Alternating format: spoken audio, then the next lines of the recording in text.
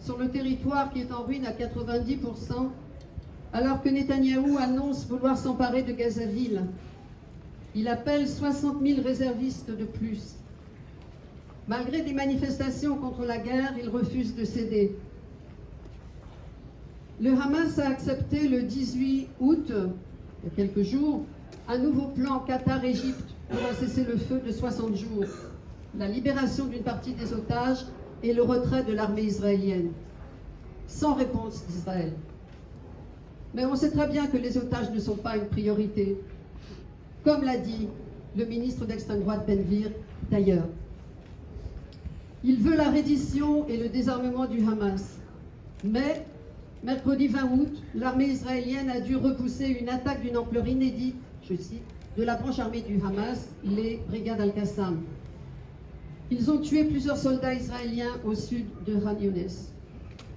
Non seulement le Hamas n'est pas défait, mais en plus il est encore en état de mener des attaques contre l'armée israélienne. Aujourd'hui, les troupes israéliennes entourent la ville de Gaza, ce qu'il en reste, les ruines de Gaza, ville. Des dizaines de milliers de soldats, 5 bataillons. Toute la semaine, des raids massifs ont frappé tout le nord de la bande de Gaza, notamment Gazaville.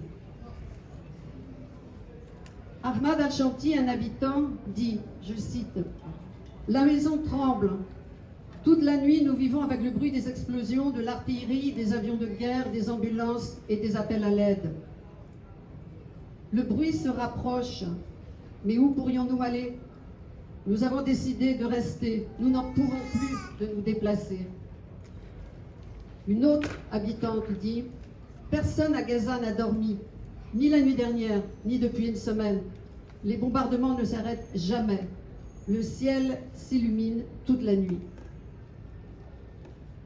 Hier, le gouvernement israélien a demandé aux hôpitaux et au personnel médical de la bande de Gaza d'évacuer le nord, ce qu'il en reste, et de, je cite, préparer un plan pour transférer le matériel médical du nord au sud.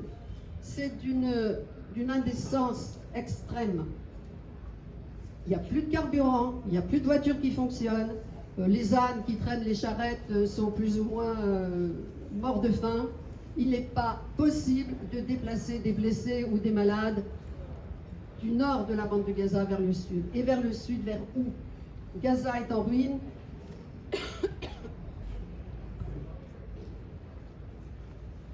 L'espèce de camp, de ghetto qu'ils ont créé à côté est déjà complètement surpeuplé. Et puis surtout, épuisés par la famine, épuisés par les maladies, les Gazaouis du Nord n'ont pas la force de faire les 40 km sous un soleil de plomb par une chaleur qui frôle les 50 degrés jusqu'au sud. Ils ne partiront pas et selon certains témoignages, ils sont prêts à rester chez eux et à mourir sur place.